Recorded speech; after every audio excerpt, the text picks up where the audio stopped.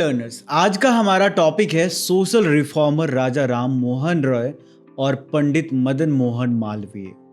इन दोनों महान व्यक्तियों ने भारतीय समाज और शिक्षा को बदलने में बहुत बड़ा योगदान दिया। चलिए शुरुआत करते हैं राजा राम मोहन रॉय के अर्ली लाइफ और उनके बैकग्राउंड से। राजा राम मोहन रॉय का जन्म 1772 में राधानगर, बंगाल में एक संपन्न ब्राह्मण फैमिली में हुआ। उन्होंने बचपन से ही कई भाषाएं सीखी थी, Sanskrit, Persian, Arabic, English, Greek और हैब्रू। इसी वजह से वे अलग अलग धार्मिक और दार्शनिक टेक्स्ट को गहराई से समझ पाए। अब बात करते हैं उनकी सोच और विजन की। राजा राम मोहन रॉय ने मॉडर्नाइजेशन, रैशनलिज्म और सोशल जस्टिस को आगे बढ़ाया।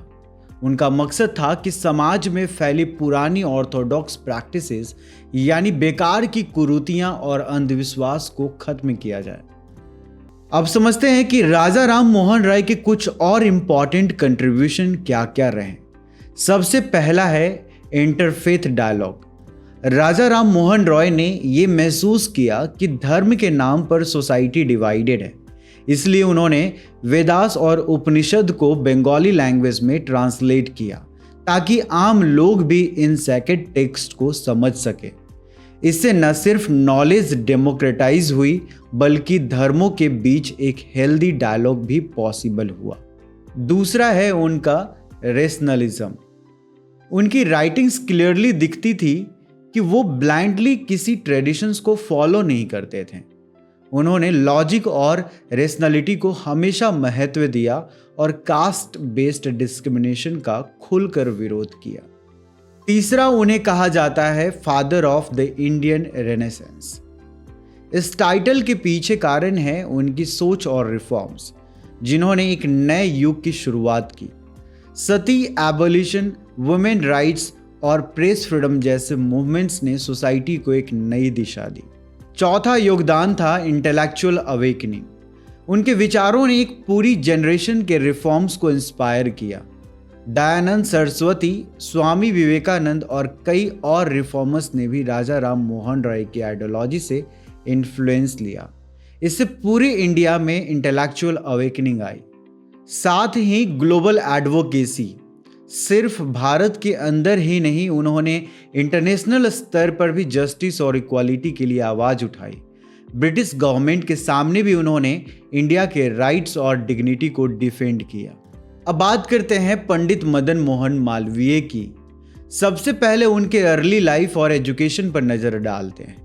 पंडित मालवीय जी का जन्म 1861 में इलाहाबाद यानी अब प्रयागराज में हुआ था।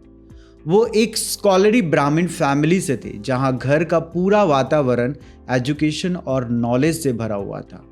उन्होंने अपनी formal education Muir central colleges से पूरी की।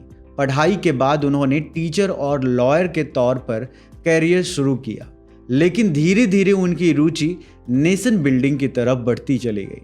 उन्होंने डिसाइड किया कि उनका जीवन देश और समाज के अपलिफ्टमेंट के लिए समर्पित होगा। अब आते हैं उनके रोल इन एजुकेशन पर। मालवीय जी का मानना था कि हॉलिस्टिक एजुकेशन ही एक स्ट्रॉन्ग नेशन की नींव रख सकता है। हॉलिस्टिक का मतलब है कि एक ऐसी शिक्षा जिसमें इंडियन कल्चरल वैल्यूज और मॉडर्न साइंटिफिक नॉलेज दोनों को इक्वल इंपॉर्टेंस दी जाए। उनका बिलीफ था कि एजुकेशन सिर्फ इंफॉर्मेशन देने का साधन नहीं है, बल्कि ये कैरेक्टर बिल्डिंग और नेशन बिल्डिंग का सबसे बड़ा माध्यम है। इसी सोच ने आगे चलकर बनारस हिंदू यूनिवर्सिटी की स्थापना का मार्ग प्रशस्त किया। अब समझते हैं पंडित मदन मोहन मालवीय की कुछ की कंट्रीब्यूशंस के बारे में। सबसे पहले बात करते हैं उनके रोल इन एजुकेशन की। 1916 में मालवीय जी ने बनारस हिंदू यूनिवर्सिटी की स्थापना की, जो आज एशिया की सबसे बड़ी यूनिवर्सिटी में से एक मानी जाती है। उनका विजन बहुत क्लियर था, एक ऐसी जगह बनाना जहां एंशिएंट इंडियन नॉलेज और मॉडर्न डिसिप्लिन्स जैसे साइंस, इंजीनियरिंग और मेडिसिन का सही ब्लेंड तैयार हो। वो मानते थे कि टेक्निकल और साइंटिफिक एजुकेशन ही देश को सेल्फ रिलायंट बनाएगी। साथ ही उन्होंने वुमेन्स एजुकेशन पर भी जोर दिया और कहा कि शिक्षा ही असली एम्पावरमेंट का रास्ता है। अब देखते हैं उनका role in social reform. Malviya ji equality और जस्टिस के बड़े समर्थक थे। उन्होंने अनटचेबिलिटी के खिलाफ आवाज उठाई और बीएचयू को सभी कास्ट के लिए ओपन किया। उस समय से एक रिवॉल्यूशनरी कदम था। इसके साथ साथ उन्होंने इंडियन इंडस्ट्रीज को प्रमोट किया ताकि देश फॉरेन गुड्स पर डिपेंडेंट न रहे। ये सोच सीधा स्वदेशी मूवमेंट से जुड़ी हुई थी। अब आते हैं उनके पॉलिटिकल कंट्रीब्यूशन पर। मालवीय जी 4 बार इंडियन नेशनल कांग्रेस के प्रेसिडेंट बने, लेकिन खास बात यह थी कि वो हमेशा नॉन वायलेंस और कॉन्स्टिट्यूशनल मेथड्स के सपोर्ट रहे। उनका मानना था कि फ्रीडम को पीसफुल और लीगल तरीके से हासिल किया जाना चाहिए। पॉलिटिकल कंट्रीब्यूशंस में एक और बड़ा स्टेप था उनका न्यूज़पेपर द लीडर की स्थापना करना, जिसके जरिए उन्होंने नेशनलिस्ट आइडियाज़ को लोगों तक पहुंचाया। ब्रिटिश के साथ उन्होंने नेगोशिएशंस भी किए ताकि एजुकेशन और सोशल रिफॉर्म्स को जगह मिल सके। और आखिर में बात करते हैं उनकी लेगेसी की। उनकी महानता और समर्पण के कारण उन्हें महामना का उपाधि दी गई, जिसका मतलब है द ग्रेट सोल। उनका विजन एजुकेशन, यूनिटी और नेशनलिज्म पर आधारित था। यही वैल्यूज आज भी स्टूडेंट्स और फ्यूचर जनरेशंस को इंस्पायर करती है। लर्नर्स, अब हम कंपेयर करते हैं राजा राम मोहन रॉय और पंडित मदन मोहन मालवीय को। दोनों लीडर्स एक चीज पर स्ट्रांगली बिलीव करते थे, एजुकेशन और सामाजिक समानता। राजा राम मोहन रॉय ने अपने समय में धार्मिक ग्रंथों को लोकल लैंग्वेज में ट्रांसलेट किया ताकि आम लोग भी उन्हें पढ़कर समझ सके। मालवीय जी ने इसे और आगे ले जाकर बनारस हिंदू यूनिवर्सिटी बनाई, जहां स्टूडेंट्स मॉडर्न साइंस, इंजीनियरिंग और आर्ट सब कुछ सीख सके।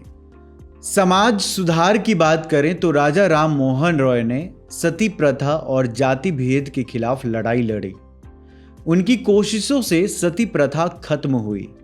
मालवीय जी ने भी अनटचेबिलिटी के खिलाफ काम किया और बीएचयू के दरवाजे सभी जातियों के लिए खोल दिए। दोनों का फोकस अलग था।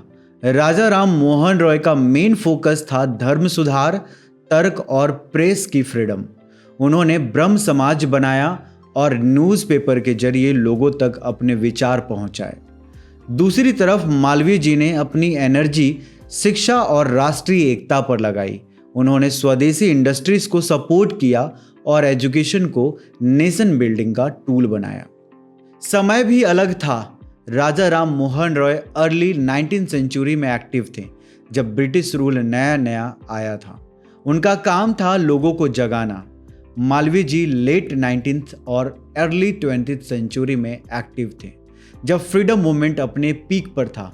उनका फोकस था नेशन को एकजुट करना। लर्नर्स, दोनों से एक ही सीख मिलती है, प्रोग्रेस का बेस है शिक्षा। चाहे रॉय हो या मालवीय जी, दोनों ने हमें दिखाया कि नॉलेज और अवेयरनेस ही एक समाज को स्ट्रांग और न्यायपूर्ण बना सकते हैं। लर्नर्स, आज के टाइम में भी राजा राम मोहन रॉय और पंडित मदन मोहन मालवीय हमें बहुत इंपॉर्टेंट लेसन्स देते हैं। सबसे पहली बात है एम्पावरिंग एजुकेशन। दोनों ही लीडर्स ने ये माना कि समाज की तरक्की की बुनियाद हमेशा शिक्षा होती है।